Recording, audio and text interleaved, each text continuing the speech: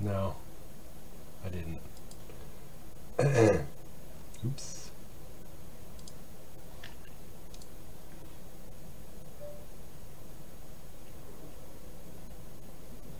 Okay. Exited host mode.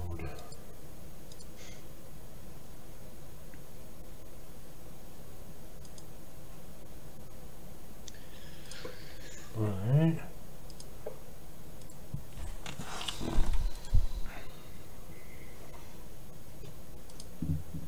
Do you guys still watch both shows?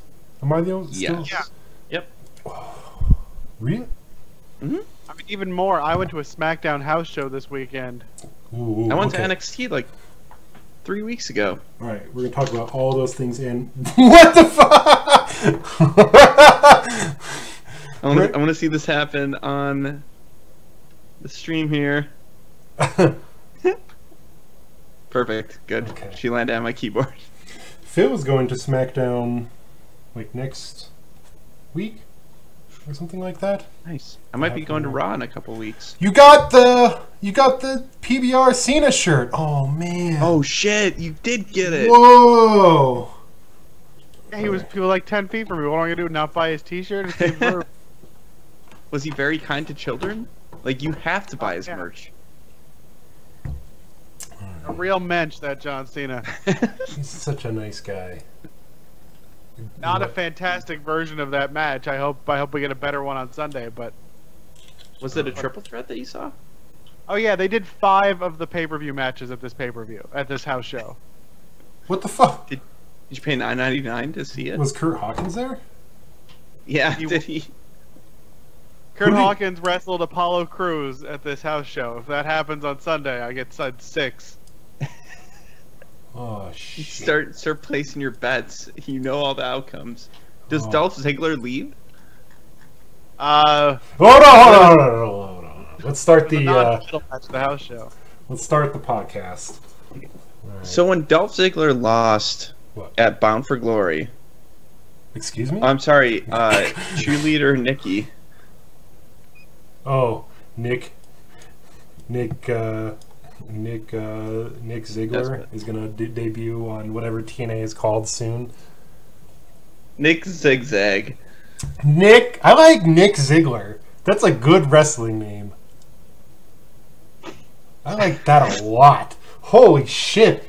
Man, I'm calling up Billy Corgan tonight. Listen, Get this man in the I know you don't know who I am, but I got someone that has to go into the impact zone. Needs to show up. That's right. They might lose the what do you call it? The word impact zone. You might. Yeah, he wants to change that. Right? All right. He wants to change the TNA name and possibly the Impact name? Okay, Yeah. hold. Let's just start the podcast. Alright. All right. I'm going to move my mic actually in front of my face. That might help. I don't know why I wasn't doing that this whole time. Oh my goodness! That kitty meow. Holy shit. Oh, that picked up? Yeah, it did. Oh, that picked up all right. Oops. She like talks to me when she's mad at me. That sounds accurate. Like my life in a nutshell. Yeah, no fucking kidding. Ugh. All right. Welcome to Suplex Friends, where stream friends talk pro wrestling. I'm your host, Dylan Hecht, and I'm here with Art, PBR, John Cena, Tebble, Hey, and John Vincent Kennedy McMahon Mugshot Shirt Carson. I'm here with my tag team partner, the Iron Sheik. Oh my goodness. This is the one time I'll She will recommend make you watching the humble. video version, because this cute kitty, oh my god. I thought she just jumped off the back of my chair. Did but she? No? No, okay. it's on this box. Okay. Whew. So this is going to be a very distracted kitty episode, I feel already. I'll try my best. Well, there's a lot going on in wrestling this week. This is quite the past 2 weeks of wrestling for everyone involved. We've gone to live shows Well, two of us have. Companies are getting bought and sold under our nose. Oh my God, what happened there? Is that the end of your cat? Is that over? No, she's broken in half, and she refreshed the Twitch page.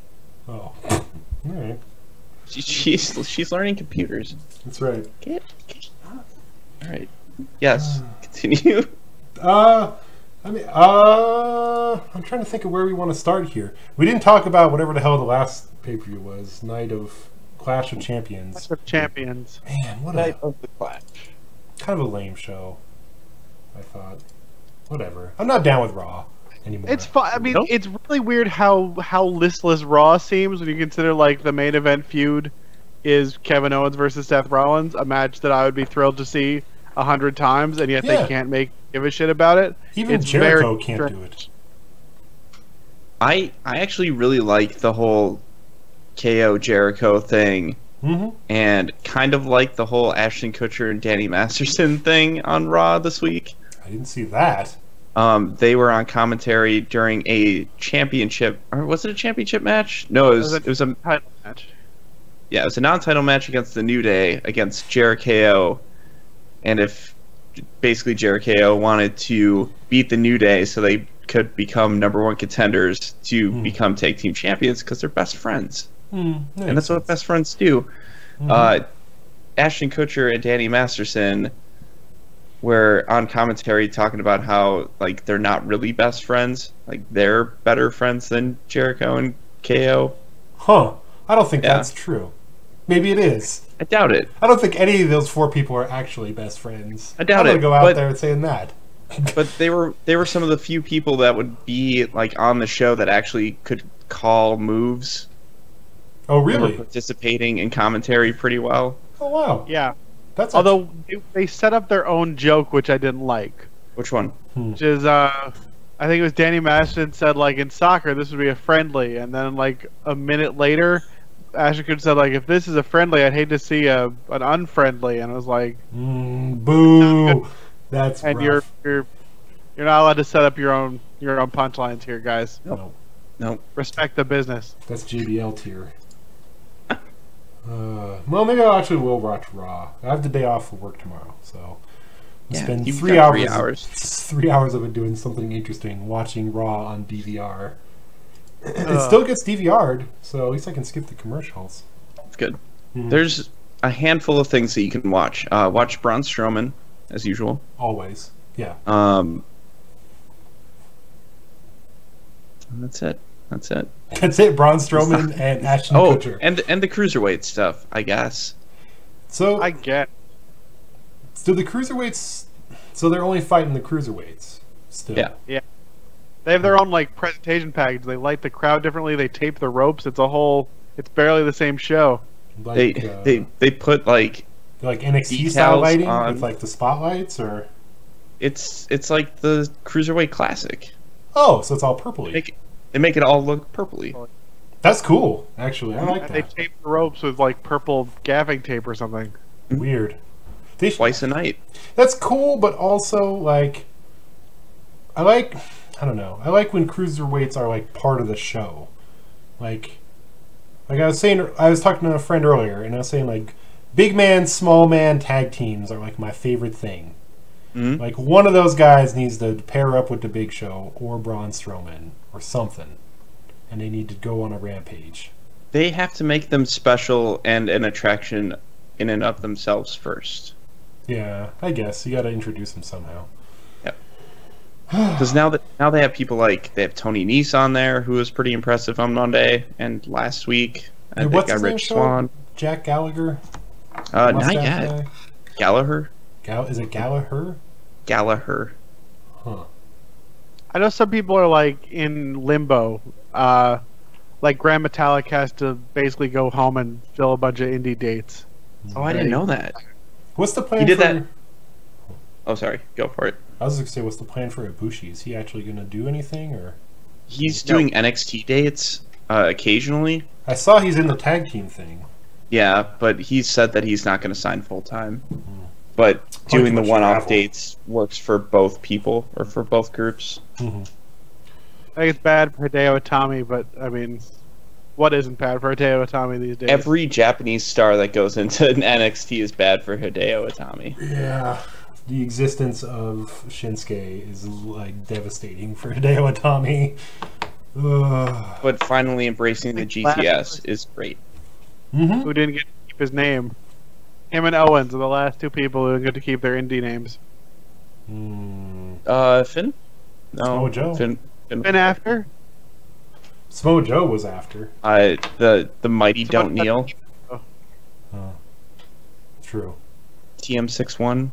It sounds like a Pokemon. It does sound like a whatever. It's terrible. All right, but none of that crap on Raw matters this episode. Team Blue has yet another excellent. Well, listen, we didn't end up doing a Raw podcast, a Raw pay-per-view podcast. Totally not collusion of any sort. It just happened to turn out that way. Art and I were watching. We just did not feel well that Thursday. Understandable. Wednesday. Yeah. That's all good. It happens. But yeah, No Mercy, SmackDown pay-per-view. Excellent commercials for that. They're like weird perfume commercials narrated by No Reese. Mercy. No Mercy. So I've been watching SmackDown these past few weeks. And even I was not 100% sure of the card for this pay-per-view until I looked it up today. Because they're like sort of still changing things. Yeah, so I feel like stuff is still forming. And like even like I feel they may not have directly announced all of these matches on SmackDown. Some of these feel like off the top of my head, can I try naming these? Let's go. Give it a shot. I'm not looking at a list right now. Okay. So we have a triple threat for the WWE World Championship. Correct. Between champion AJ Styles, former champion Dean Ambrose, and John Cena. Never champion. Even though he called it his belt, but he's never actually held that belt. Yes, he has. No, he hasn't. Because they made this belt for Brock. They made that belt for The Rock. No, The Rock had the scratch logo. Diamond belt, yeah. Okay. And then Cena had the two separate ones, but then it was when they rebranded. I mean, this is the historical belt, but still, anyway, that's fine. This is the historical belt. Okay. What other matches? Intercontinental Championship match between The Miz, the must-see superstar of the WWE and SmackDown. 100% true facts right there, by the way. Star of 3 out of the 5 Marine movies. I think that's also true. That was a statistic I just pulled out of nowhere. And I think that is true. Real World 10, Back to New York star. Mike the Miz Mizanin? Mizanin? Mike versus future Impact Zone inductee Nick Ziggler. Nick Ziggler. Can you name any other matches? Dolph Ziggler in a title versus career match. That's important. There is a women's championship match, SmackDown Women's Championship match, between Alexa Bliss, challenger, and Becky Lynch. The fire starter, straight Becky fire. I think is how they're. Yeah. Becky Balboa. Yeah. How do they have the rights to that? You can't own the name Balboa. Yeah. True. You can't be Rocky Balboa, but they do still call her, though they have now switched from calling her the self-proclaimed last kicker to just the last kicker finally. Don't look behind you. Did Val Venus ever? He does not have a match with No Mercy. Does he ever call himself the great Balboa? Well, he's got the big Balboski. The Balbos. The Valboski. He's now Captain Cannabis anyway. Okay, I thought that was RVD. Anyways, fourth match on the card, we have the SmackDown Tag Team Champions, Heath Slater and Rhino, against Beauty the and the Man Usos? Beast. Thank you. Yes. Usos? The Usos. The Usos. Now can you name a match that doesn't have a title involved? Yes, there is, which was announced today, I believe, is Baron Corbin and Jack Swagger. Wow, that was one I didn't know was actually going to happen. Which happened yesterday as well. Yeah. Yeah, that's why I figured, well, they can't do it twice in less than a week. Let's watch them. They'll probably do it 3 times in a week, I bet. And I want to say Nikki Bella and Carmella. Okay. Yeah. All right. So you're only one off. Am I? Okay. Let me see if I can dig deep for this. But I'm looking at Wikipedia instead of the website. Oh, I'm not counting. Ascension against the Hype Bros. They were kind of feuding. You're gonna feel silly when you hear this. You're gonna know what it is. Okay, hold on. Give me 10 seconds here. I'm gonna feel so silly. This cat's trying to drink my liquor. She's far too young. Far too young. Yes, Jones, comment ice cream. The Ascension do still exist. They were on Smackdown this week. Yeah, they looked menacing. Yeah, at the top of a ramp. That was kind of weird. All right, your 10 seconds is up. Oh yeah, it is. It's way up. Randy Orton versus Bray Wyatt. Shit. Yeah. Shit. It didn't happen last time, so I expected this wouldn't happen this time. All right. So let's. Now that we've really gone over these, let's dig deep on some of these, folks. Let's dig deep. What's up? I stopped watching whenever Bray Wyatt and Randy Orton were on the screen. There was actually some semi-interesting shit going on there. The only thing... Okay, we'll get into it. Yeah, sorry, we'll get there. Let's start with the pre-show match. Jack Swagger and Baron Corbin, which happened already and was actually not terrible, except for the weird ending. That's how a match I refused to watch at the house show this weekend. Really? That was your bathroom break or what? Bathroom break. That was my intermission. Did you watch it on? That's what I got some PBR Cena. Did you watch it on SmackDown? Yeah, a weird ending. You're right. It's one of those that is the rule, I think, but it's one of those rules they don't ever talk about or enforce. Was it a count out? It was a technical tap. Yeah. In that reaching for the thing and he hit the mat. He hit the mat twice. Or Baron Corbin hit the mat twice as he was reaching for the ropes, and the ref counted that as a tap. Oh, okay. Which I missed that. I also tuned out. I believe JBL was the only one to rightfully call that was bullshit. So they keep him around for a reason. Yeah, he's got to be right sometimes. Although he's also right when he used to say the New Day just like to have fun. I believe that's actually true. That's true. But that was not a bad match, and these guys are not a bad idea to have them fight each other. I like Swagger's fire since he came over to SmackDown. I didn't like the shirt he was wearing yesterday, though. It was like a sleeveless, like tank top thing, but then it also had like a pocket in the front. No. And then he had like the breast cancer pin like right there, so it was a bad look for him. He has to keep his business card somewhere. Yeah. Just in case he wants to go to like, I don't know, like Superstars. Oh, don't worry. Trade to Superstars or main event. Don't worry, he's going to Superstars. Let's not get it twisted, okay? He'll be there. Don't worry. Don't worry about old J Swag. He'll be there. He'll see you when he gets there. Yeah, I hope something good happens with Jack Swagger, partially because I do like him. I like amateur wrestler types, and that name, that's like near the pinnacle of wrestler names. Like Jack Swagger is up there. The only thing like better is something that involves like some sort of mass, like a bulk or a Hulk. You know what I mean? Like Braun Strowman is a good wrestler name for that same reason. I don't know. there's like essentially no build-up for this match, so I really don't even have anything to say other than these guys are good at looking angry at each other.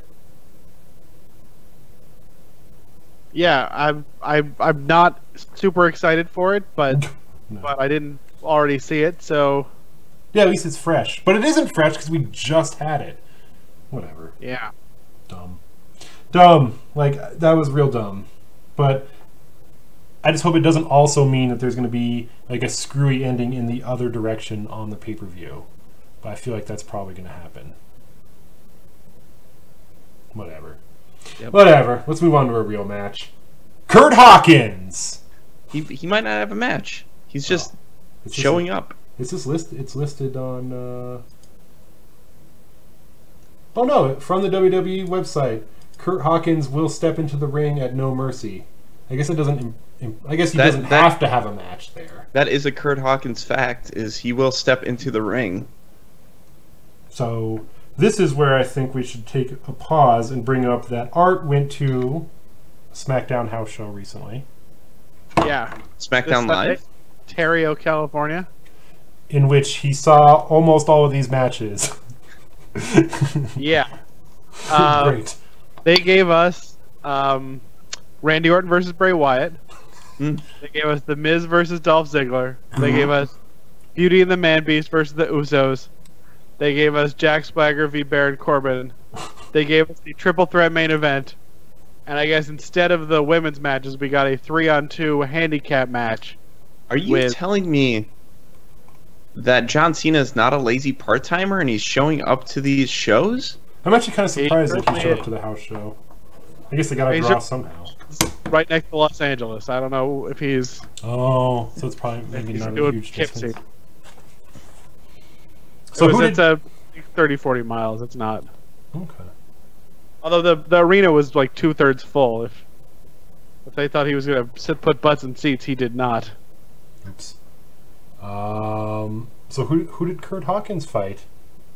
He fought Apollo Crews at the house show. Excellent.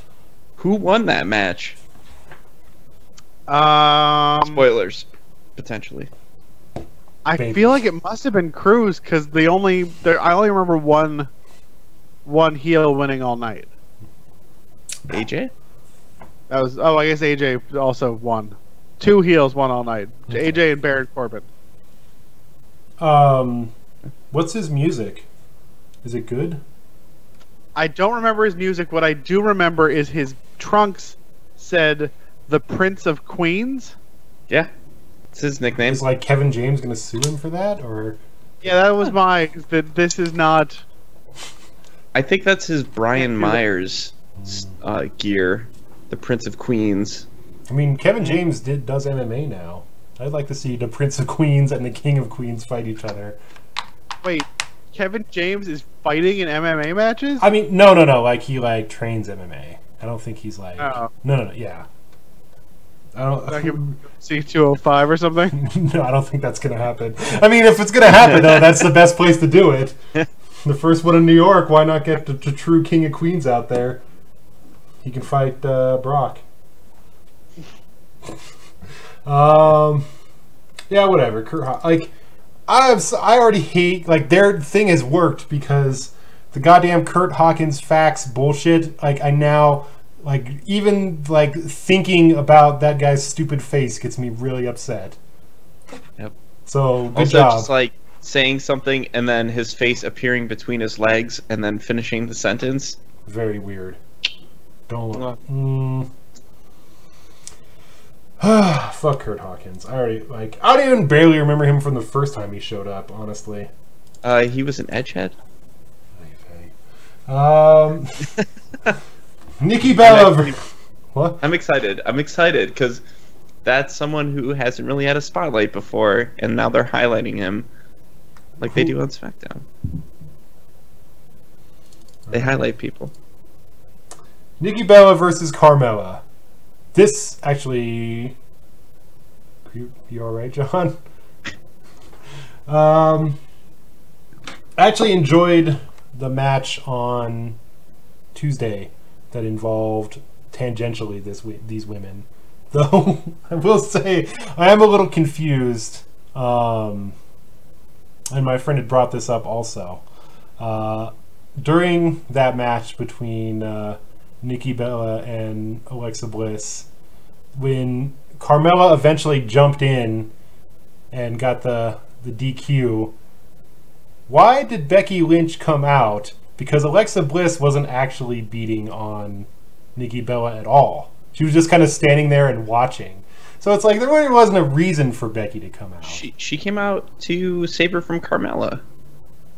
Because they're friends. Becky Lynch believes in justice. Becky Lynch desperately wants a friend that will back her up for more than 3 weeks. I don't think relying on a Bella for that is a good call. I'm going to put that, especially Nikki Bella, who literally turned on her own sister. And wished that she died in the womb. Yeah, this is not the person you want to hitch your wagon to. This match should be pretty good. I don't think... I think if anything could mess it up, it would be Carmella, but we'll see. What's Nikki using for finisher now? It looks like a TKO, but I don't know what it actually is. What's that? It's like like a backwards F5. Yeah. Oh, so she picks them up onto her shoulders and then gently sets them down? Backwards, yeah. Oh, okay. Like a swinging diamond cutter. Yeah, sort of. Okay. Mark Mero used that. And Sable. For a little bit. Yeah, and then Brock Lesnar took his wife and then his finishing move. Yeah, pretty much. He got that in the marriage. That's right. And then John Cena took it somehow too, and then that's how Nikki Bella learned it. See, this all makes sense. Yeah, why isn't she using the AA? I don't know. I know the whole reason they switched her together. Yeah. Also, I don't know, is she gonna go back to the rack attack? Because I did like that move, but it's gotta be hell on your neck. It broke her neck. Yeah. That's what broke her neck. That's too bad. No. It's such a good move. That's a good, strong style move. That looks like it hurts for real. Give it to Apollo Crews.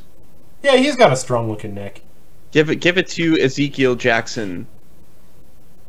He's not there, and I don't think he's coming back. We'll give it to Shelton when he shows back up. The problem I have with this match, and it didn't really crystallize for me until the house show, is Carmella is too small to be a wrestler. She's tiny. Is she really? The other women on SmackDown have just, Becky Lynch looks like she's carved out of wood. She's a muscular person. All of the rest of them are very strong looking people, and Carmella looks like a stick figure brought to life. Yeah. Even Alexa's tiny, but she's but she's athletic. She's like a wall, like a small wall. Paul Wall, small wall. Look at is that each of Alexa's thighs are bigger than Alexa's torso. Yeah. Yeah. Carmella doesn't quite have that. She is kind of lanky. She has no picking people up as part of her offense, and what are we? They shouldn't have given her the Bronco Buster. She's really just becoming X-Pac in my mind. She has the Bronco Buster, doesn't she? Yeah. Yeah, shouldn't have given it to her. They shouldn't have given it to her. Okay. Yeah. I think being X-Pac isn't the worst career move, I would say. For X-Pac. Yeah. Ask Sean Waltman about that. No, it's a different era. It's true. X-Pac made a lot of money in pro wrestling. Yeah, it's just he didn't keep it. He was actually my favorite out of DX way back in the day. Yeah. What? Yeah, during my first round of fandom. Listen, I was in middle school, and he was awesome. Okay. And he was teaming with Kane occasionally. Yeah, I was a big New Age Outlaws fan. Yeah. I mean, granted, they were not always DX, but... And I like Shawn... Of course, well, who didn't like Shawn Michaels, really? Really? Did anyone I was post Shawn Michaels DX. Yeah. So... That's alright. I missed most of Shawn Michaels. Did you really? Yeah, like I started after he had left, Okay. or it was downplayed significantly, and I left before he came back. Well, when that time when he like came back and was like a huge fan of Jesus, that was a weird time. Yeah, That but he was was there weird. for what, like 6 years or something? He was there for a while. Yeah. And I came back like the year after he had left. After he retired. Didn't Undertaker retire him? Yes. Yeah. That was a good match. Too bad neither of these ladies are Shawn Michaels. He did some of the best work of his career, and that's saying something because he's fucking Shawn Michaels. But like the WrestleMania 20 main event that unfortunately is forever tainted is a fantastic match, and the Flair match and both Undertaker matches, like. But then, like, the weird, like, DX reboot is terrible. Yeah, I can't get behind it. Well, I can get behind the whole them feuding with the Spirit Squad thing. That was weird. Yeah. And they dropped poop on Vince McMahon. Mm-hmm. Anytime someone gets poop dropped on them is like a top tier moment. It is. Or bottom tier. Randy Orton versus Bray Wyatt for no belt. Wait, did Bray? So the Hunter belt. The Hunter belt. So yeah, SmackDown this week was real weird. Sure. So Bray Wyatt had a match with Kane. Yes. Again. Made Kane bleed real quick. Real quick. And then Randy Orton interrupted. Again. And then Kane almost got the chokeslam off, but didn't. And then there was like Bray Wyatt went backstage looking for Randy Orton for some reason, and then got locked in a truck, or what that was. That was like a. Yeah, I think it was a shipping container, but yeah. it was believed it was a. I mean, I don't know why there's just a shipping container in the back of SmackDown, but. That, and then like.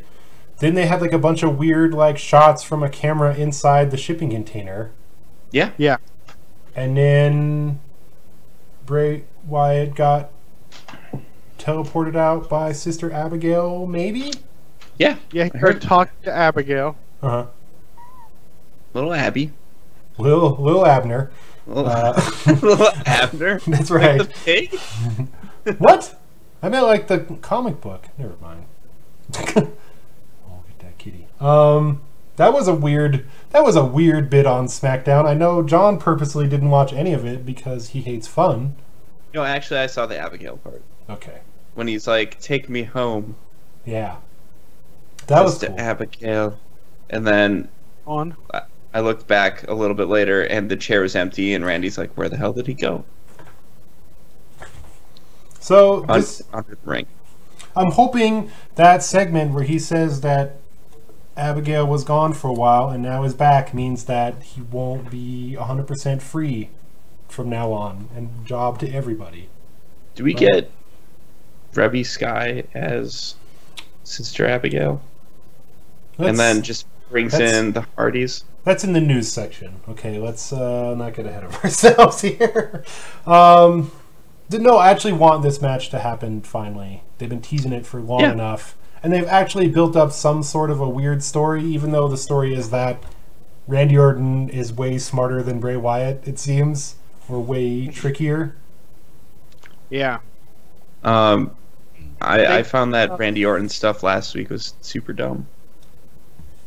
Oh yeah, it was terrible. With the the standee. Oh. Yeah, that was real dumb.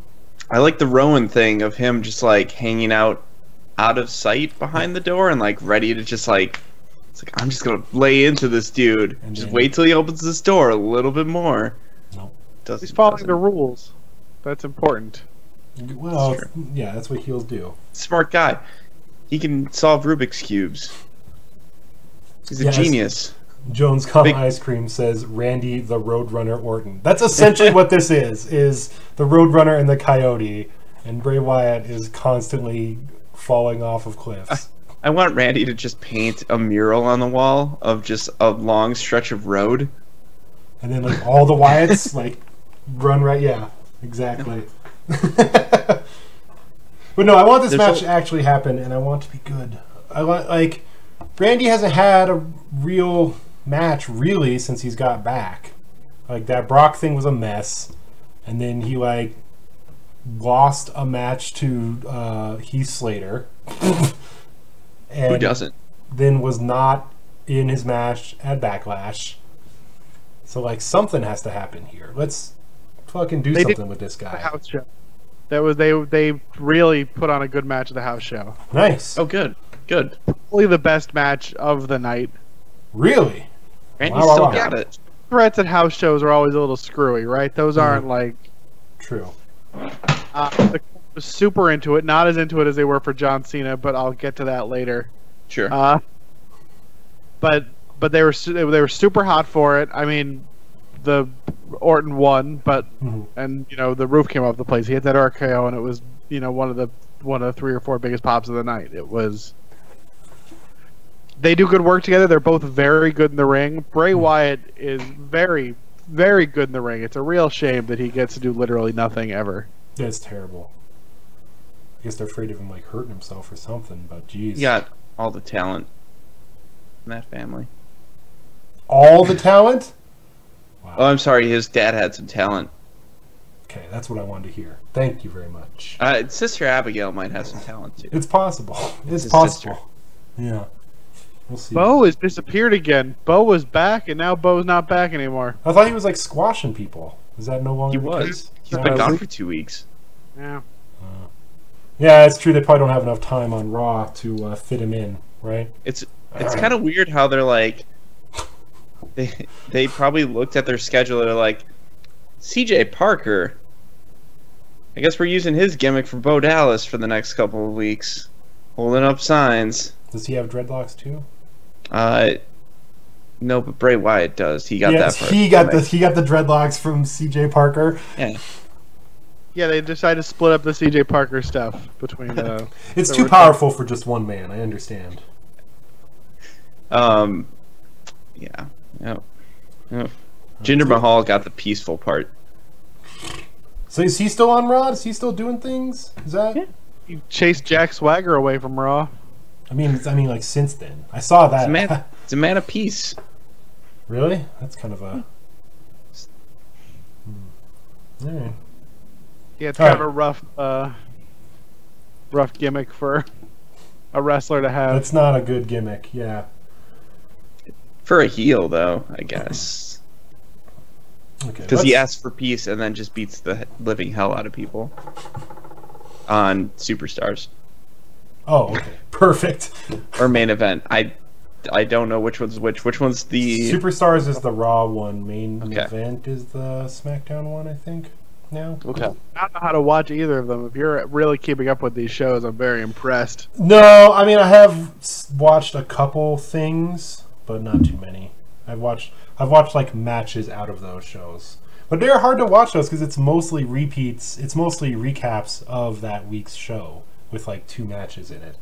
Well, I mean, if they're not doing it on SmackDown anymore, they have to put it somewhere. Yeah. So let's talk about the match that led to legitimately the best part of SmackDown this week. The Miz with Maurice versus Dolph Ziggler in a title versus career match, where if Nick Ziggler loses, he must go to the Impact Zone. Or just to Superstars only. Okay, so this segment on SmackDown, indescribable almost. How much I enjoyed it. It was fantastic. The best episode of Miz TV ever.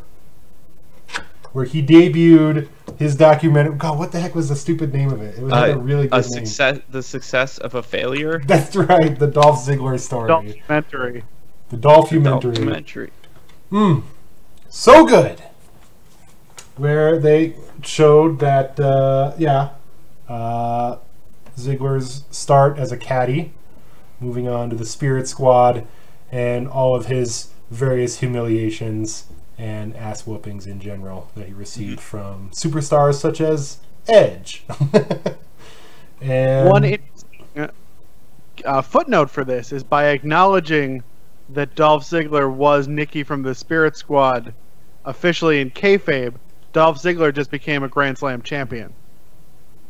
because Tag team? Because he was tag team champion with the Spirit Squad. Wow. And that's now the same character. So he's a Grand Slam champion. That's awesome. Congratulations. title? Dolph Ziggler. What's that?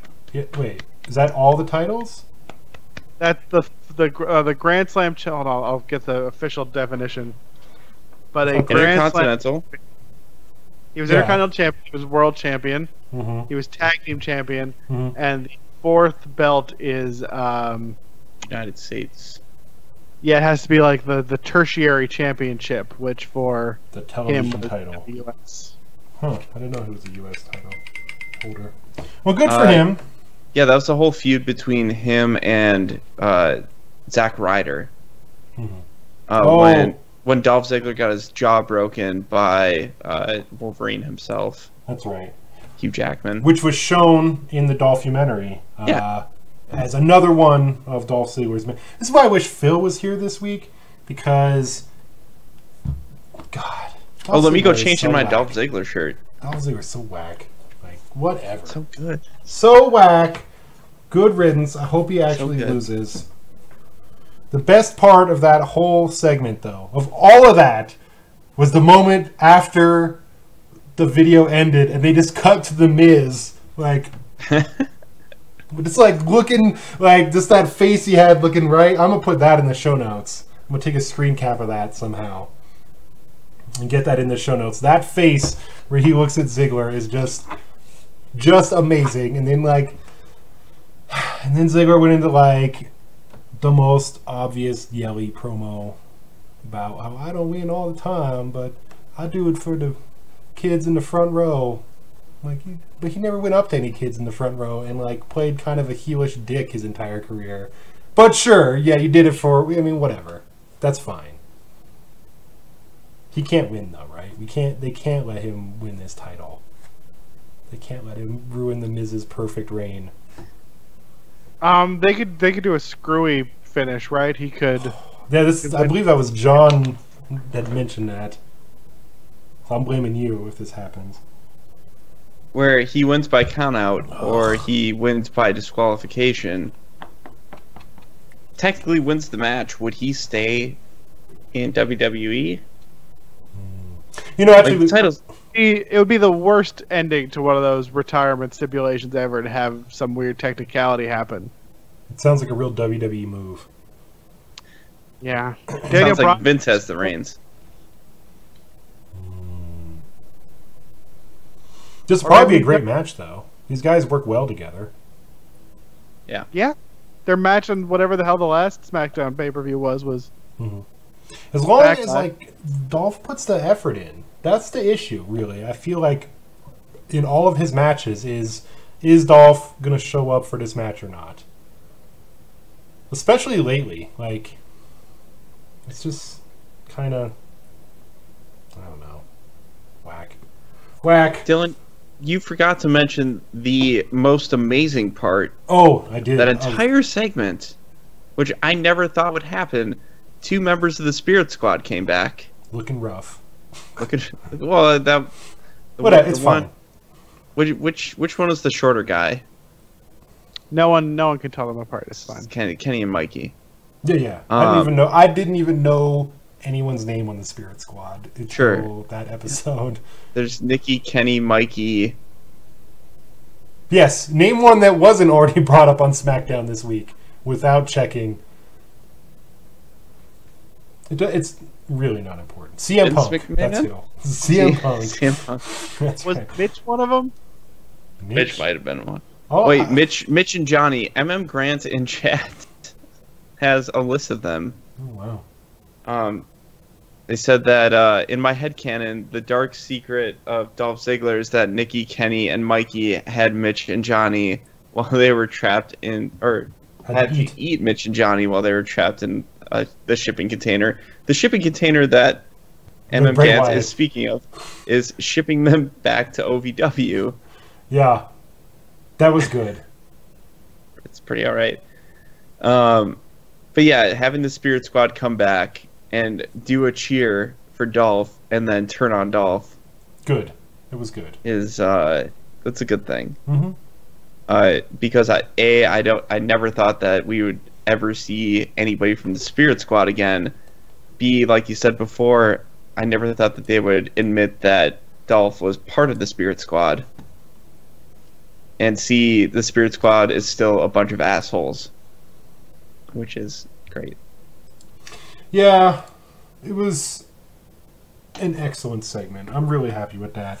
Somehow this feud has become one of the best the best built up ones for this show. There's been some decent builds in general. If you're not tag team champions, they've done a good job building your feud this month. That's exactly what I was about to say. Speaking of good builds, we're going to talk about a shitty one. Beauty and the Man Beast, the tag team champions, versus heel Usos for the WWE SmackDown Tag Team Championship. They got the wrong Uso on the match card yesterday, or on Tuesday. Is that Jey Uso was in the match, but the little promo card before the commercial said Jimmy Uso and had a picture of the wrong guy on it. And then his little name card, or his lower third, also said Jimmy Uso, even though Morrow correctly announced him as Jey Uso. I like their new theme. I like their new little outfits. Urban this week. Is it not their old theme? No, they got a new one. It's a little more. No, like old, like when they were heels originally. Oh, when they were first out? I don't know. I'm pretty sure they had more of a Samoa-ish theme then too.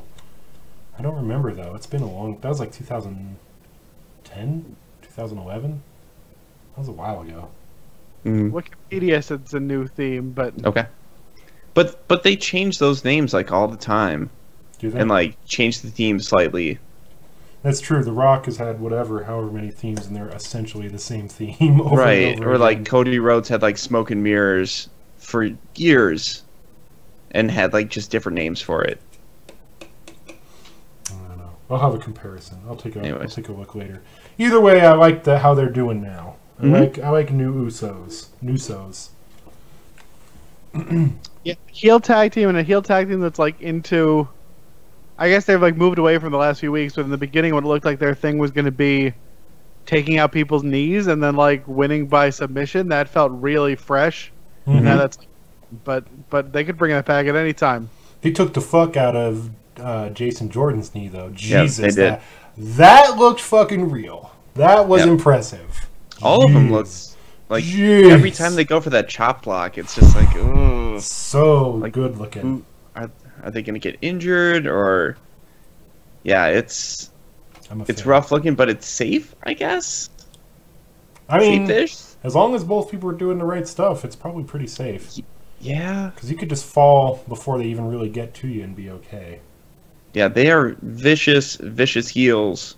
And it works because even as faces, they were dicks. So they would just 2-on-1 dudes all the time as faces. So it just works out. Just keep them healed. And they play in paint. Who plays in paint? Yeah. No one wants that. Seems dangerous. Is it lead paint? It does make sense now, though, why the Usos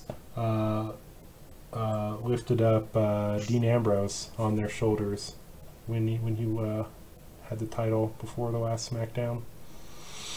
Instead of Roman Reigns, they were just that was their first heel move, was turning their back on their own cousin, their own flesh and blood. Steep.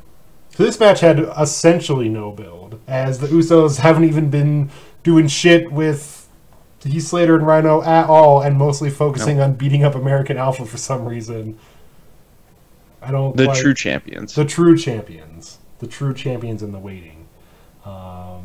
Yeah, Jason Jordan and Jey Uso had a super quick match. Another quick Uso loss to American Alpha, which is like it like signals more and more that like Slater and Rhino could not be more transitional. Except how do you have a transitional champ as your first tag team champions? But whatever.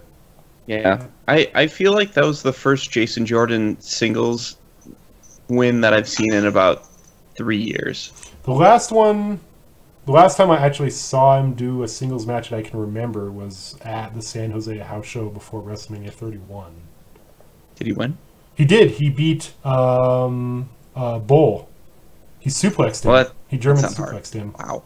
Yeah, it was impressive. Wow. I remember because they had that thing, and I was like, fuck Bull. Who's this other guy? He looks super ultra generic. And then he suplexed Bull, and I was like, okay, this guy's all right. I think they've pushed him a couple times on NXT, but most of his wins have been with Chad Gable. Mm-hmm. Well, I mean, like he's definitely getting that singles push though. Like you could not make a more Vince guy if you tried. Like he has it all. And the real thing about his eventual singles push is it's probably Apollo Cruz's end. Yeah, probably. Mm-hmm. Probably. Apollo Crews has got to be pretty big when they pull the trigger on Jason Jordan. Yeah. Or that's all his oxygen. Oof. Yeah. Or switch brands with him. Yeah, it's One kind of of them. yeah. Maybe don't have them together because they would definitely occupy the same space. Mm-hmm. But back to the actual match. Whatever. Like, I guess I just don't care enough about this match. Like, I feel like it's a foregone conclusion that the Usos are going to win. Probably. I feel like I kind of stopped caring about Heath Slater when he got his double wide and above ground pool. Yeah, you think they pulled the trigger on that a little too early? Yeah. Yeah. He should have been chasing that contract for a couple more months. Mm-hmm. Also, Rhino's got to get some time off to do some campaigning, right? I mean, Well, he's not going to win. yeah. Is he the libertarian candidate there? I think he's a Republican. Oh, okay. He's a Republican in a very safe Democratic district. This is... Oh. I honestly don't know what he's doing. He's just out there having fun, okay? Someone's He's campaigning on SmackDown. That's right. I've seen his shirt.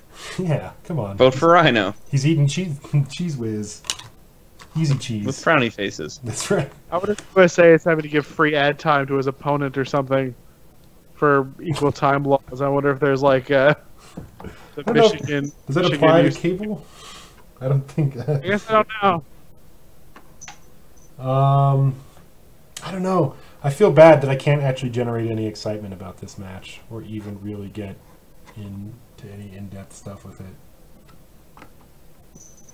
Too bad. I actually want It just feels like too much of a foregone conclusion. You're absolutely right. There's no, unless they're just gonna unless they know that everyone thinks it's gonna happen, and so they're just gonna save it for Tuesday or something. You think this the Usos win? You think they're gonna take out Rhino's knees and then he can't do the spear?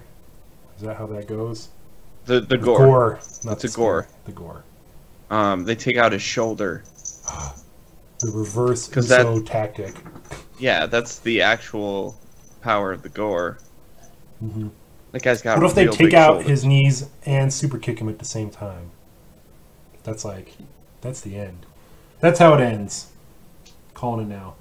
Both double chop block and then super kicks to his shoulder blades. That's right. At the same time somehow. And then he just walks around like this. Like they just kick him right here, and he just walks around like this, so it looks like it's indented. Yeah, he just gets somehow even more short and stout looking. Yeah, exactly. Becky Lynch versus Alexa Bliss for these title names. The WWE SmackDown Women's Championship. Yeah, Universal isn't so silly now, is it? It really isn't. They haven't done much to make Becky look like a super strong champ, but I still think she's looking good going into this match. Just in general. Yeah, outside of Nikki Bella, she's the most established women's wrestler on SmackDown. Yeah. #1 draft pick. For the women. This is definitely going to be the much better women's match, I think. Like, Alexa is definitely catching fire much better on SmackDown and is really feeling herself. And can wrestle. She has, like, a look.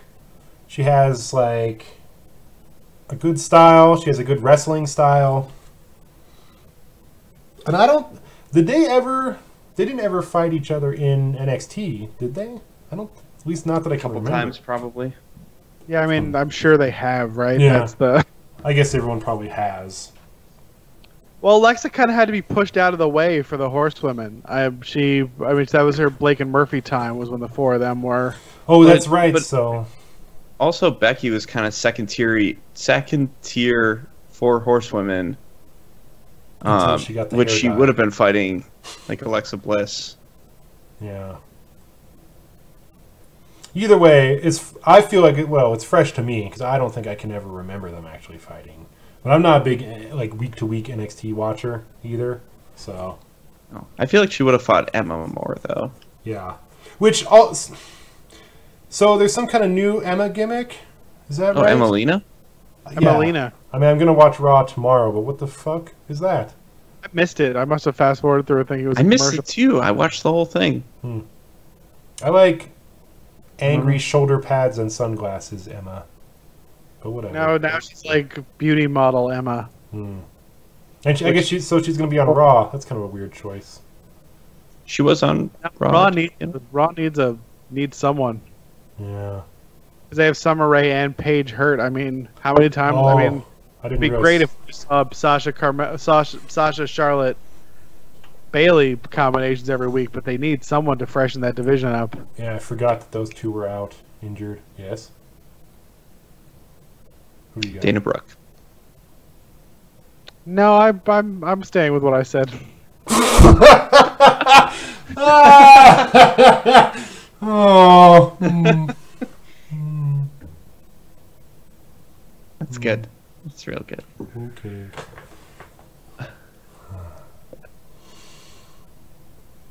Yeah, Noelle808 brings up that Alexa Bliss needs new minions to do her bidding to replace Blake and Murphy. The Ascension aren't doing anything, right? That's what actually. What if she gets really old timey and she just becomes one of the vaudevillains? If you can stomach it, the What Culture Wrestling today did how WWE should book Sister Abigail, and that Alexa Bliss becomes Sister Abigail, and I'd watch that. That would be fine for me. I don't want Sister Abigail to ever become a real person. Like, there's no way it goes well. In this, she's faking it. Bray thinks she's Sister Abigail, and she goes along with it because it gets her Bray Wyatt to be her minion. Oh. So sort of like... Okay. Alright. Ah. I want Becky Lynch to join the Bullet Club. That's what I want. But also we have to have the Bullet Club first. The club. But that would be awesome. The Becky Club. That would be cool. Balboa Club. I think we're back in Sue territory there. Yeah, I think so. Yeah, that's not good. You can't call it that. Gosh. I'll be right back again. Oh no. Well, geez, I was just about to get into the good main event. The super. I know. Give me like 45 seconds.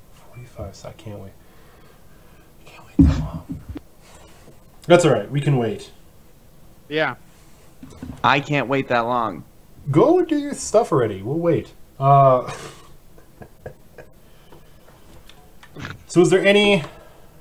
What kind of New Day merchandise? Oh, no, it's a SmackDown house show you went to. So there wasn't any... Or did they still have, like, Raw merchandise? They had Roman Reigns, Enzo and Cass, and New Day merchandise available. So that must be, like, the top sellers on the Raw stuff.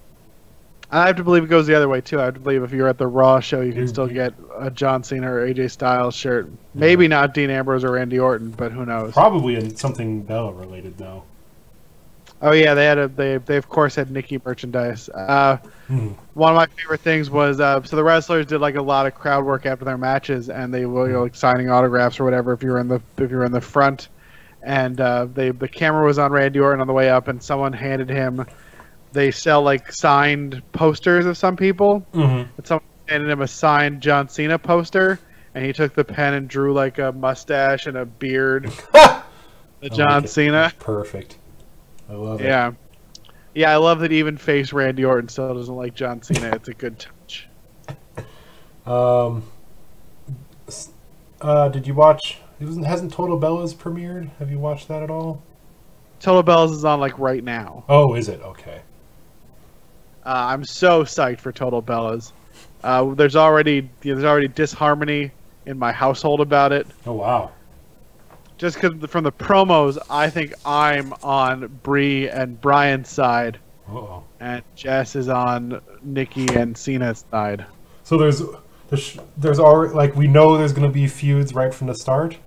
Then it sounds. Well, like? what the premise of the show is that Nikki gets hurt, and she wants Bree and Daniel to move in to with John Cena's house. To John Cena's house in Tampa. Okay. And the conflict seems to be like that. John Cena and Nikki Bella have a lot of rules in their house, and free-spirited Bree and Daniel don't want to do it. Yeah, is it like include like no pooping in the lawn? Then I assume. Yep, pooping in the lawn. Like one of the things they do on the show itself is there's like some point where like Bree and Daniel aren't wearing shoes, but like if I'm living somewhere, you're not going to get me those shoes the whole time. Who's wearing shoes inside? They're wearing like formal wear. I don't know what's happening in that scene, but something's going on and they're not wearing shoes with formal wear. Something's going on. They're not wearing shoes. Seems like a real Daniel Bryan move. Yeah. Yeah. So how does Johnny Ace and Mama Bella fit in then? Are they just like guest starring on it? I don't know. I know that in one of the promos they have one of the Bella brothers talking to John Cena about how he wants to break into wrestling, and John's like, "No, don't stop.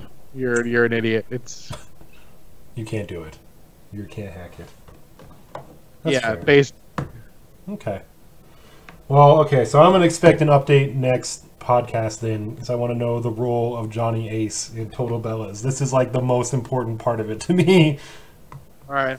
I bet he's not. Doesn't have a big part in the premiere, but probably not. No, they have to do the setup of the story. But either way, we can run down the highlights and the lowlights. Is it? I assume it's a weekly thing then. Oh yeah. Okay. Yeah. All right. Cool. Is it going to be on the network, or is that like we have to wait till the season's over? Probably. Yeah, I think it'll be the Total Divas schedule, right? It's going to be way behind, but eventually. Okay. Right on. E needs to get that paper first. Yeah, absolutely.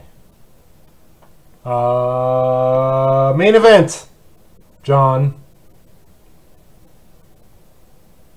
Yes. Championship triple threat match. AJ Styles versus Dean Ambrose versus John Cena for the WWE World Championship is going to be a banger, folks. Guaranteed. I'm getting a little tired of triple threats. Still, like, I feel like there's been a bunch of them lately, but maybe not. As long as it's not a six-pack challenge, I'm down with it. But all the promo work leading up to this thing from everyone involved has been killing it. It's been real. Yeah. Dean Ambrose has got the swagger back. John Cena is on talking smack, talking some real smack. He's roasting vanilla midgets on the WWE Network. I guess I did not watch Talking Smack this week. I still need to, but I guess like AJ Styles was on there and like blew up Daniel Bryan pretty well and made his character defend like terrible WWE booking decisions, and also TNA was mentioned at one point. Yeah, Daniel Bryan asked him if AJ brags to John Cena and Dean Ambrose about being a world champion in WWE, in TNA, in New Japan.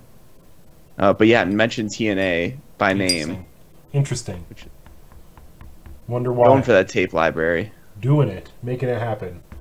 But this is going to be a hell of a match, for real. Like, I actually feel like this is going to be really good. I don't know, how did it pan out at the house show?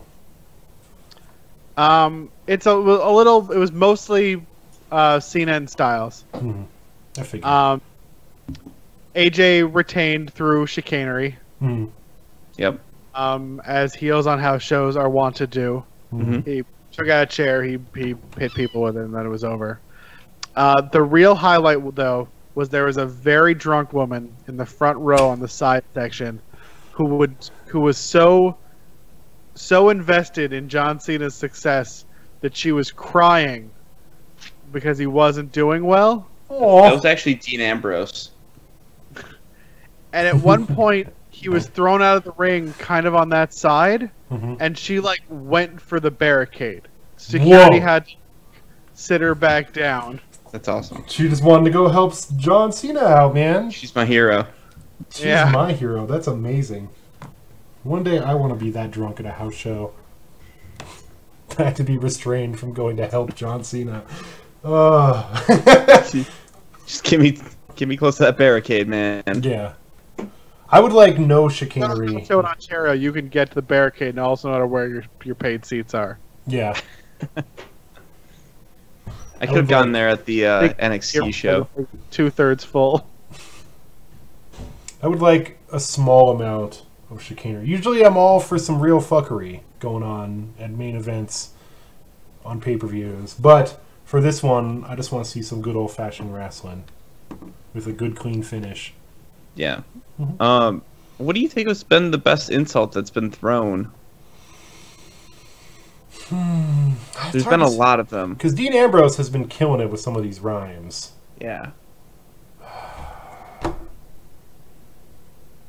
But I think I gotta give it John Cena just in general. No, actually, Dean Ambrose calling out John Cena as being like breaking down hustle, loyalty, and respect, and why Dean Ambrose deserves all of those things on this past week's SmackDown was probably the best part of them all. That he proved he has more hustle, loyalty, and respect than John Cena.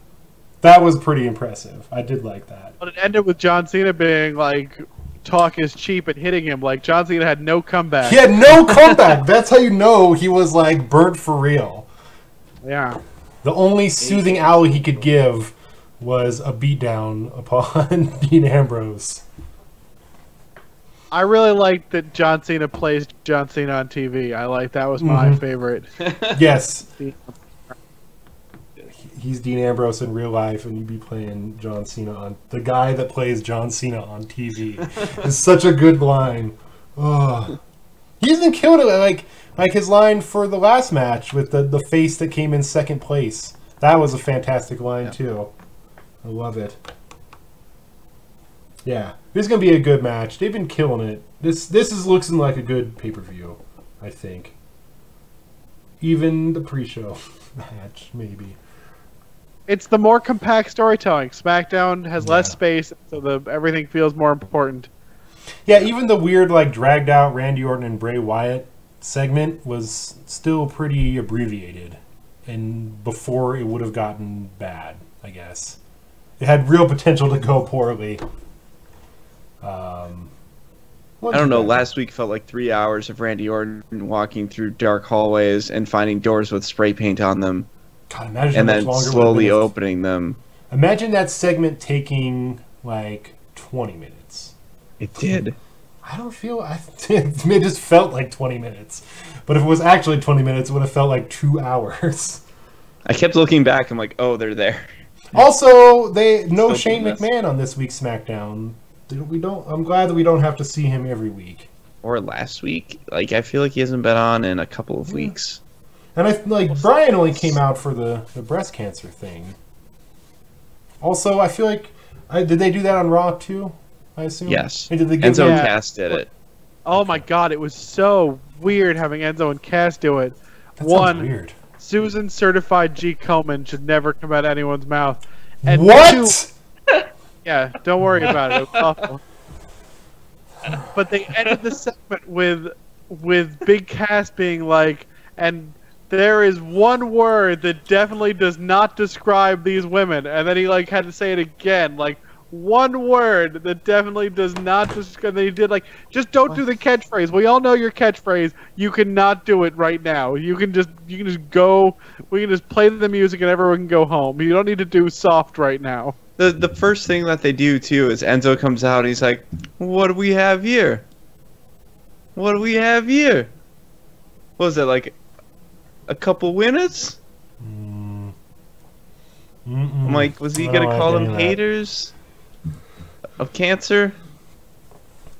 I guess who else on Raw could do it? Because there's no Cena on Raw anymore, and you can't throw Roman out there because you don't want those poor women to get booed to death. And there's no Finn. Isn't a face enough. Yeah. The New Day is the answer, right? Yeah, the New Day is the answer, probably. Yes. It's like either that or like Foley, maybe. Like Foley could have been a good choice. He's too. He Too needs weird. he needs Sami Zayn? He's a little weird. Foley's a little too out there. So, but they on the Raw one, did they give them the Raw Women's Championship belts? Okay. Yes, and they also messed that up. Were they all holding it backwards too? The curtain, they couldn't remove the drape properly. It got like they all got flipped. D-Bry killed that fucking drape. He murdered it. Wow. I feel like he watched Raw. After Raw, Probably like, it's like, man, they gave out 3 on Raw. I'm giving out 5. I really need to. The better question is, how did they not step it up and give them pink belts? Like right? Pink plates is the answer, but yeah. Isn't it Rise Above Pink? Is that the catchphrase for? More than pink. Oh, more than pink. So what does that imply? Like, I don't know what that means. It's blue and kind of reddish, but with white belts. It's more than pink. I just don't know what the phrase "more than pink" means. I mean, I know what it could mean, but yeah, I don't think that's what they mean. Yeah, I don't think they're more than pussy for breast cancer. Just went straight there, Art. I mean, technically they are. They are that, yes, but it's just, well, whatever. Sure, good for them. All right, predictions, folks. Jack Swagger versus Baron Corbin. Swags. Yeah, Swagger. Corbin. Kurt Hawkins versus maybe Apollo Crews. I mean, he's going to beat whoever he fights, so it's kind of... He can't lose on his first...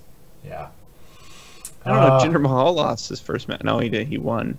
Yeah, he beat Heath Slater, technically. He beat Heath Slater. That's right. And then he beat Jack Swagger. Nikki Bella versus Carmella. They got to give DeBella the win here, I think. Oh. Go ahead. Oh, I think Carmella wins. They have to legitimize a heel in that division. Yeah. That's a good point. What do you say? Yeah, they have to split the 2 women's matches, right? It's got to be a face and a heel, and it's not going to be Alexa. All right, you guys convinced me. I'm with you, Carmella. Oh, Team Shoot says that's going to be a DQ.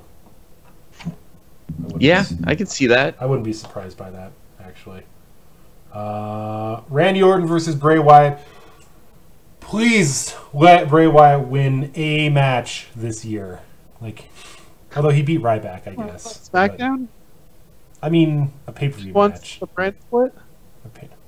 A pay-per-view? Has he won a pay-per-view match? Well, he he beat Ryback. No, like he won a match on since the brand split. He lost to Kane. Right? Right. He didn't. Did he win? He didn't win a qualifier because he was in the. He lost to Dolph Ziggler when he wanted this shot, and he lost a match where Dolph Ziggler got the shot. Did he win a match to get into that match? No, he just got it. He just challenged Dolph. Yeah. So I don't think he's I'm not won. Sure match since the brand split. He has to win, please. Please. But Orton's been losing. It doesn't matter. The one match that he's had on a pay-per-view. I mean, technically, Orton has also not won a match since the brand split either. Yes. I thought he won a squash match the week before. Oh, did he? The Maybe he did. later match. Yeah. Maybe he did. It was someone on the level of like Bo Dallas. I can't remember who it was. Okay. Bray Wyatt. Hmm?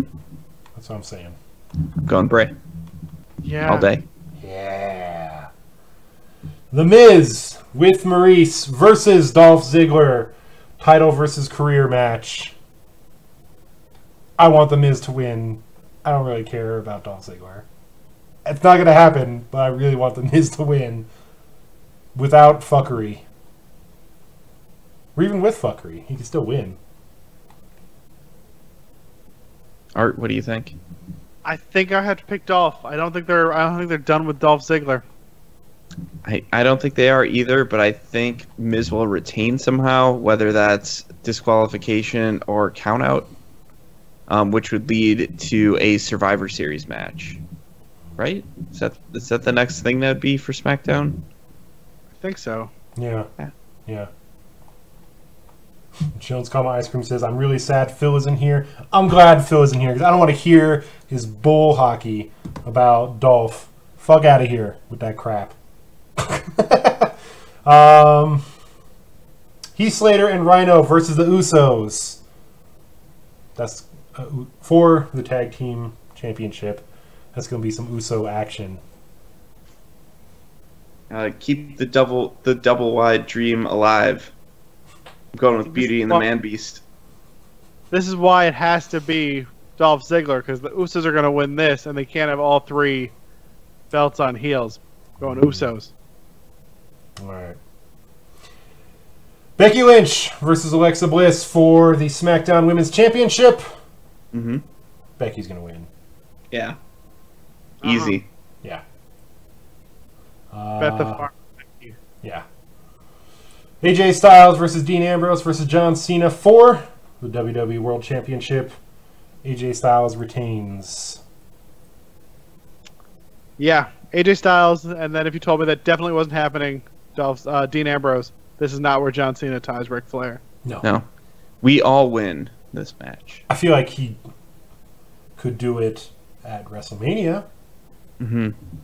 Sure. But I think AJ wins and pins Ambrose to do it. Sure. That's what I'm going to go with.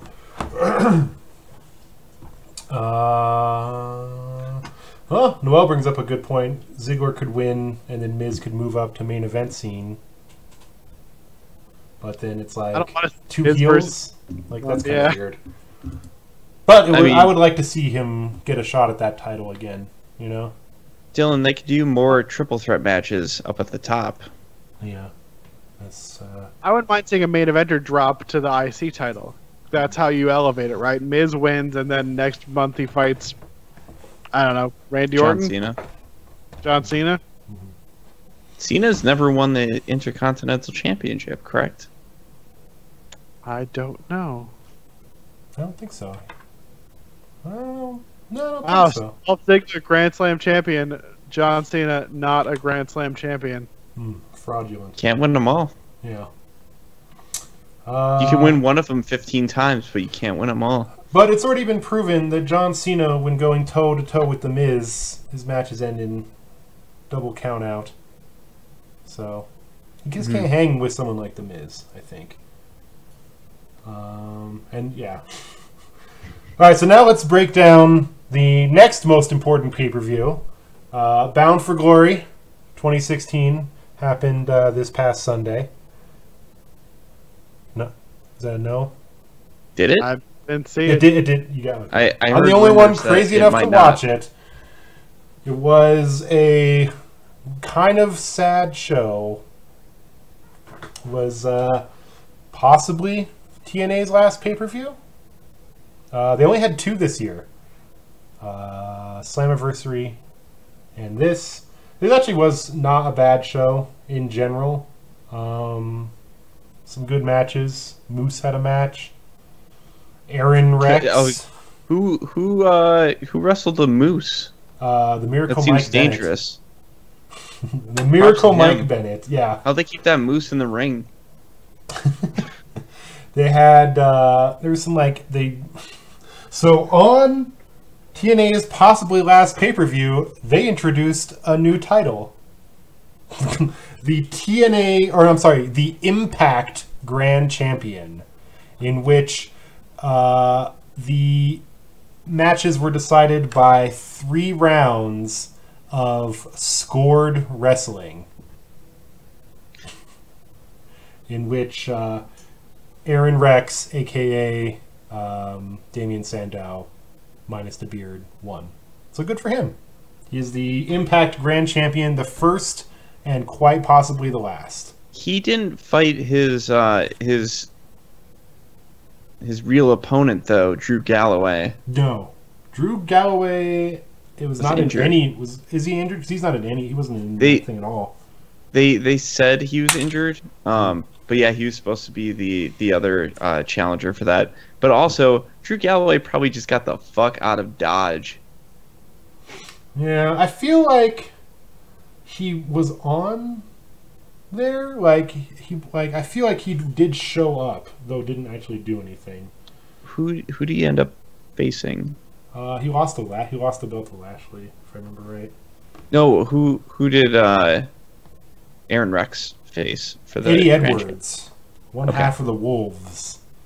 And then there was Delete or Decay happened. The Broken Hardys, Broken Matt Hardy and Brother Nero versus Abyss and Crazy Steve.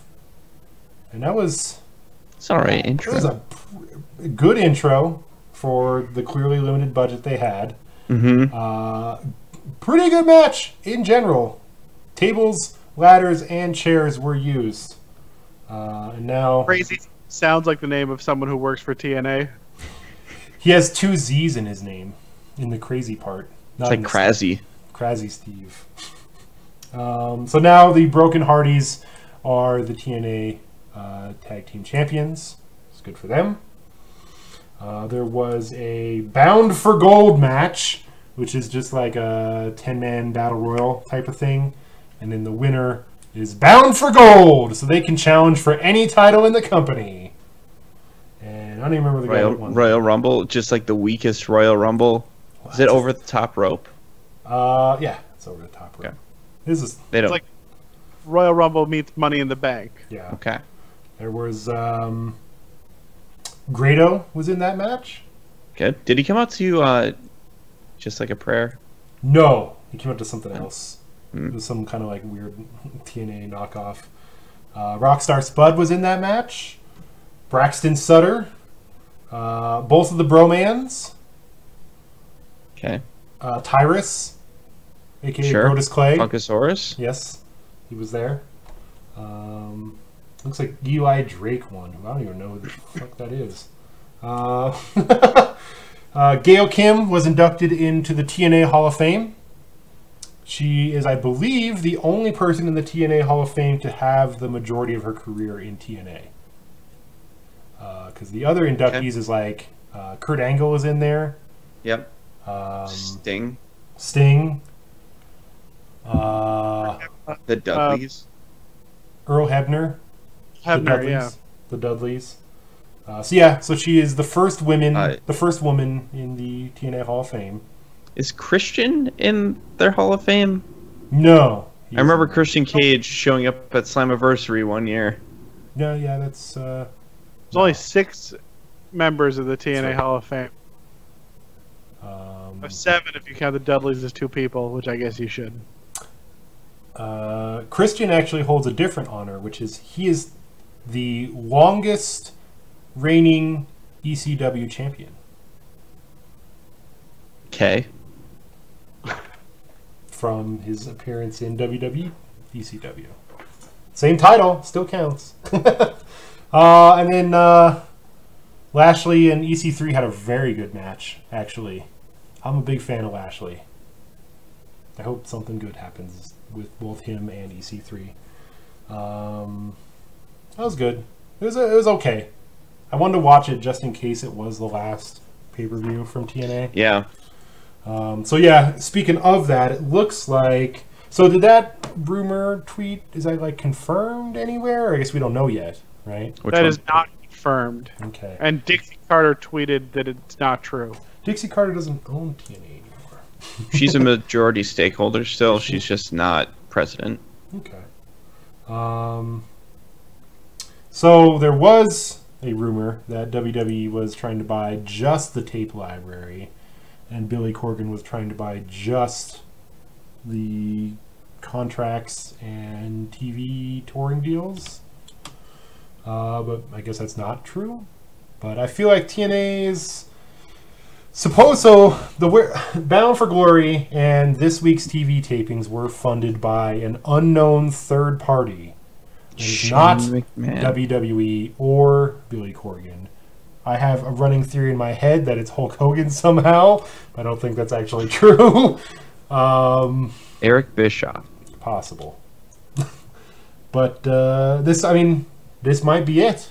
I mean, they tape like 4 episodes or so at a time, but it's possible there could be no TNA soon. And that's kind of bums me out. Like, I feel like it's a long time coming, and as one of the few people who actually still does watch some TNA, it does kind of feel bad to me. I watch TNA, but not Raw. How does that... It's almost like they put on their best product when they're backed into a corner. Yeah. I think this last few months of TNA has been some of their best stuff. I'd say since... Broken yeah, maybe. Or EC3 stuff. Even like EC3's whole like weird thing with like where he got rid of like Rockstar Spud and broke off from Dixie Carter and like hired Tyrus as a bodyguard. Like weird business. Like TNA's always been about some weird shit happening, but they actually have been making it click pretty well recently. And it's just they got nothing. You know, they're not on a good TV channel. They did move to Friday nights now, but to avoid the rest of the week of WWE programming. Yeah, but they were on like a Tuesday late, so like later than like a Raw would be on. I don't know. And then like on the TV Guide channel, like it's a bummer. It bums me out. I guess I might be one of the few people who still cares about TNA. But... Let me introduce you to this little thing. Mhm. It's called NXT. It has all of your favorite TNA stars in it. Oh, EC3 is there? I saw Is two of Broken them Matt Hardy there? a His couple brother weeks Miro? ago. They have Bobby Roode. Okay, all right. They have Austin Aries. They have Samoa Joe. Famous TNA superstar. Yeah. He has one of the best matches in TNA history with AJ Styles and Christopher Daniels. Oh, Mr. TNA. Mr. TNA. Yeah. Mr. Curry? What was Christopher Daniels? The Broken Angel? Curry Man. Curry That's Man? what it was. Yeah. Okay. It was like his El Generico. Wrong gimmick. Yeah. Yep. Anyways. Yeah. So what's gonna happen? Are some of these guys gonna go to NXT? Like, what happens to like EC3? What happens to? Well, I know what happens to Lashley. Probably focuses more on MMA, honestly. Yeah. Well, I mean, if the current thing is true and WWE buys the tape library and Corgan buys the company, the contracts would go with the company, right? Yeah, I guess so. I just don't. Yeah. And then what I like? Does that mean? Like, I guess does that mean like they start as like a brand new company then with like no history? I would reckon they would probably not be selling, for example, the pay-per-view that just happened. Yeah. Like they could pick a point and not give up that part of the tape library and keep that as their history. Yeah. Yeah. A bummer. I forgot to mention at Bound for Glory, Cody made his debut of a royal. Cody and his wife. Cody and his wife Brandy Rhodes made their debut. I know who Brandy Rhodes is. What's Cody's last name? No, he doesn't need a last name. He's from a royal wrestling family? You probably know it. The Barretts. Almost. The Barretts. T's? No. The O'Shanassees? Nope. The Austin. He had TNA written on his boots instead of having the Triforce on his boots, which was kind of weird. Like there was no. That is- I examined closely. There was no Triforce on his boots. It kind of was weird. He did the same thing. Ebola. Really? He Okay. had PWG on his boots. That's kind of cool. He put Ebola on his boots. Ebola on his boots. That's a good way to someone get a fucked up. guaranteed victory. Yeah, he was working heel at that. I don't know why. Like a big recent WWE guy would be a big face, but it didn't work for him. Jones Comma Ice Cream brings up Cody Hart. Also incorrect. But it does seem that there's going to be a couple-on-couple feud is the plan for Cody and Brandy Rhodes against Maria and Mike Bennett. So, maybe. We'll see. Maybe there won't be. Who the fuck knows now? I guess there will be for at least a month, but then maybe after that, we don't know. We got any other wrestling stuff going on? Lucha Underground started, didn't it? Yeah, So- we're 5 or so episodes into the season. God, I haven't. It's so much wrestling. I don't have time to watch shit. I haven't watched any NXT basically. The Dusty Classic is coming. I'm very excited for that. Started tonight. I'm a little bummed that they kind of had to go outside. It seemed like I would have, even if they're kind of like weird tag teams like Finn and Samoa Joe. I would like to see some tag team action. Like they only went outside to the Cruiserweight Classic people. Yeah, I guess they're already guys, but it just it's weird. I don't know. I don't know. I guess. Oh, sorry, Aaron. Go. No. No, go for it. Mine might be a bit. I have a different thing. I have breaking news. Go for it. Let's break it. Luke Harper returns tonight at a house show Oh, in, I think, Chile. Is that where Santiago is? yeah. Chile. That's where he's been. Is that a SmackDown or a Raw house show? Do we know? Raw. That's a house show. All right, that's okay. That's okay. Yeah. I'm okay with that. A little sad. Good for him, though. I'm glad that he's back. I like Luke About Harper. time. Yeah. I just wanted to talk a little bit about my NXT house show experience. Yeah. Let's hear about it. Yeah, it was cool. The show started off with it was Rich Swann against, is it Tino? I can't remember his last name right now. He's a giant dude that it looks like Vince would love him. Tino Sabatelli. He was actually pretty good. They did a whole flex off and where Okay. I'm gonna look this guy up. taunting each other with push-ups and stuff like that. He looks like what Roman Reigns started out as in NXT, just like a super successful rich dude, kind of snobby, Oh, football player. really buff. Looks like. Featured on Breaking Ground. Oh, did they? Yeah, he was on Okay. the last run of Breaking Ground. Okay. Like they didn't do much in terms of like a match, but he showed some charisma. He's pretty This guy good. has the look. Holy shit! Yeah. You ain't kidding. He's a beefy dude. Cool. I was actually pretty impressed by Peyton Royce. Mm-hmm. Can't remember who she faced. But she was kind of like toying around the outside, mocking the ref when he was counting her out. Nice. That was pretty good. Austin Aries showed up in Minnesota the day of the Packer Vikings game in Packer Zubas and a Packer headband, and wrestled in that That's against great. against Hideo Itami. Itami won by pantsing him and then putting him up for the GTS. Oh god, that's great. House House shows are awesome. shows are great. House shows are stupendous. Ty Dillinger and Bobby Roode fought. Ty Dillinger was super Wait, over. they fought each other? Yeah, they fought each other. Did they come to respect each other in the ring, and that's why they're tag team partners now? No. Oh, okay. No. I think this was before the whole development of the Okay. Dusty Tag Team Classic. The Glorious 10? The Glorious 10. Man, everybody was shouting 10 for every count out, for every pinfall, for every match that happened after this match. That's awesome. It was super good. Shinsuke was great. He was in a tag team with who was he with? No one's super important. It was a lower card dude against Riddick Moss and Samoa Joe. Oh, that's cool. Riddick Moss was a Minnesota Gopher. Okay. So he came out, like, they had like vignettes for him, like, hey, I'm coming home to Minnesota.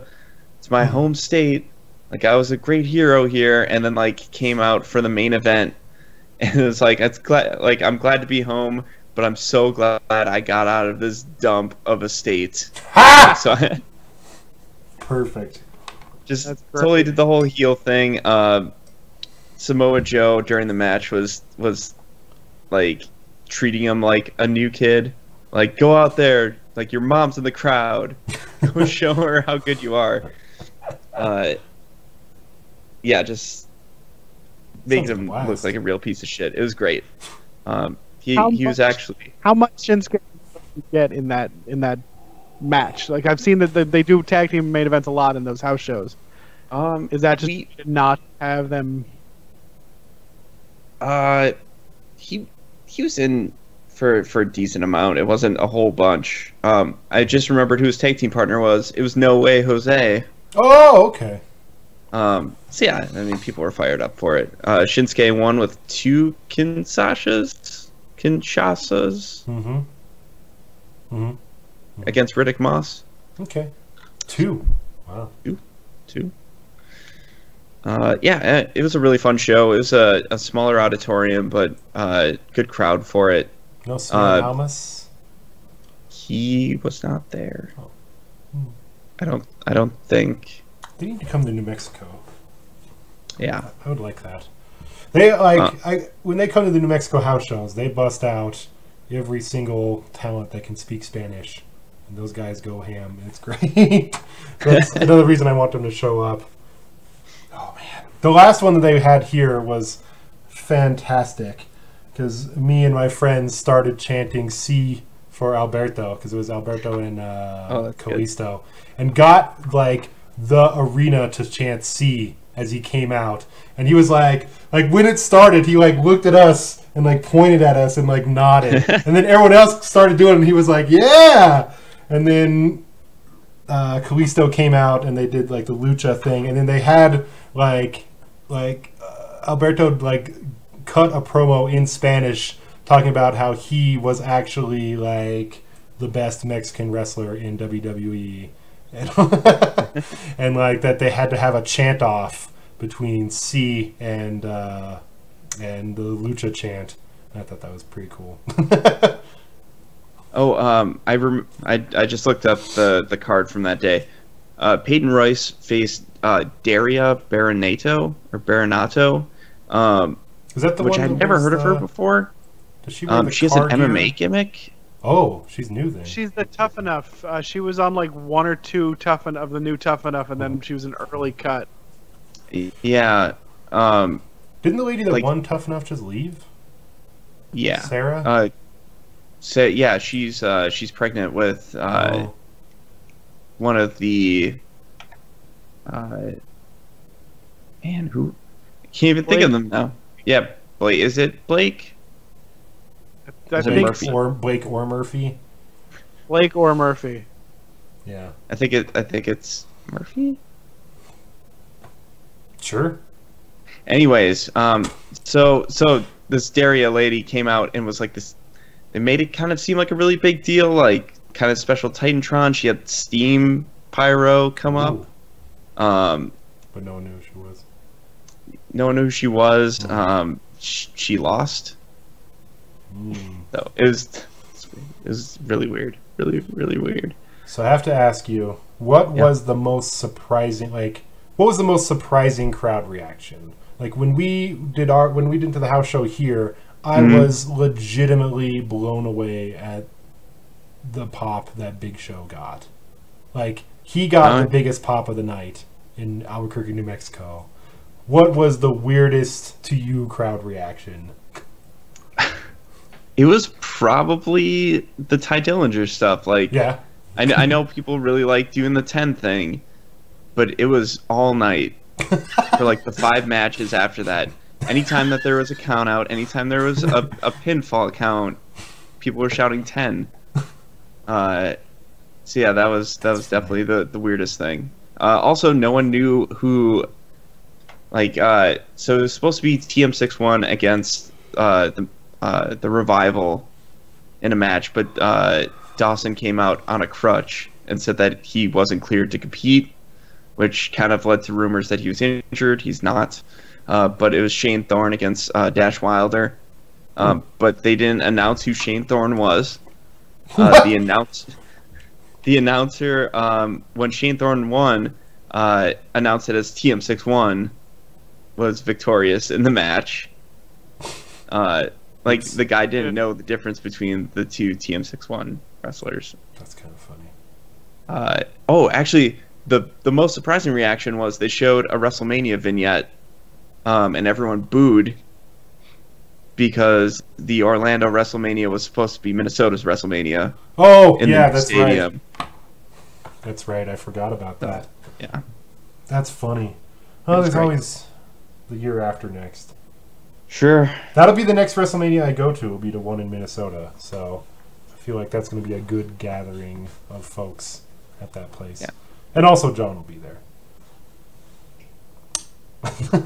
All right. It's like 11 o'clock. So it's even later for you, John. So it is almost midnight. So Art, thanks for being on the show. Oh, thank you for having me, as ever. Oh, yeah. And where can people find you on the internet, buddy? They can find me on Twitter at @Atebble. They can listen to Friends at the Table at friendsattetable.net or wherever else they get podcasts. And they can read stuff I write at comicmix.com. Cool. John, thank you for being on the show. You're welcome. And where can people find you? You're already into it, so. You could find me on Twitter at John_Carson. You can find my writing right now at xblafans.com. I put up a review for Armacrog it was earlier this week. And then you can also find me on Procedurally Generated, which is my other podcast that I'm on. Are you guys going to have a review for Gears? By chance? No. No, so that site specializes in games that are $30 or less. Okay. So you'll review Gears in like a year or two. I'm kidding. Sure. I've actually thought about bringing that up. It's like when things drop in price, should we review it? Yeah, kind of weird. Yeah, it'd be interesting to see a review from the perspective of this game is a year old, but it's also $20. Like, what do you? Yeah, I don't know. That'd be an interesting way to approach something. Yeah. People can find. What's up? Oh, I was going to ask where people can find you. Well, thank you for asking, John. People can find me on Twitter at DylanHecht, DylanHecht. And you can add me on Xbox Live, Major NWS. I'll be playing Gears starting Friday because I splurged and got the Ultimate Edition. So I'm super excited for that. Although I did Forza? No, I was gonna see they just come out too close together, and I know I'm gonna spend a lot of time with Gears, so I'm gonna wait till Forza hits its first or second price drop. Like once that thing hits like $35-40, I'll probably jump on it. I'm a little annoyed. I found out if you buy the disc version of Gears, that doesn't come with the PC version. You have to get the digital version. It's all digital for Xbox Anywhere. But like the digital version of the Ultimate Edition is $100, so I'm not. And like the disc version is $80 on Amazon, so yeah, which is still I feel like is a lot. But it like comes with the season pass and all that stuff, so that's fine. And you can find all of us in the World of Warcraft also. Area 52 Horde in defense of the genre. If you do a /who in defense, you can ask pretty much anyone for an invite. Yep. And come play with us. That'd be fun. And you can find Suplex Friends at suplexfriends.com for audio, video, show notes. Streamfriends.tv for video archives of video games. Live.streamfriends.tv for streams. I don't know. Janine right now is doing the Witching Hour on the channel. Daily, every day this month. I don't know the live. Like is it like gaming.youtube.com/streamfriends/live? I don't know. I can't remember what the dumb thing is to get to the live streaming. But if you just follow the Stream Friends Twitter account, that will tell you when she goes live on YouTube. Or follow her on Twitter at Bleeding Heart, BLEATINGHEART. That's right. So let's see, what's the next? What do we got next pay-per-view wise? Hell in a Cell. It is Hell in a Cell. Oh yeah. Okay, and that is October 2 weeks 30th. So this is another one. I'm going to be in Disney World when this is going on. So we'll have to do some figuring out. If you guys, if we don't want to miss 2 Raw pay-per-views in a row. Just do it from the Performance Center. Get us some exclusives. Ooh, that's not a bad idea. The Impact Zone's in Orlando too, so I could always go there. Yeah, I hear they basically beg you to go to tapings of TNA. I would go for free. That's how much it costs. Good. What's Devin Heck doing in the Impact Zone? That's right. That's me. I'm here. I hear you guys really need talent. So maybe we'll have a show for Hell in a Cell. Maybe. Probably. I won't be there, but someone will have a show. And if not, there's Survivor Series and NXT TakeOver Toronto. So we'll see. Anyway, until the next show, have fun watching wrestling, and we'll see you later, Internet. Bye-bye. Bye. Goodbye.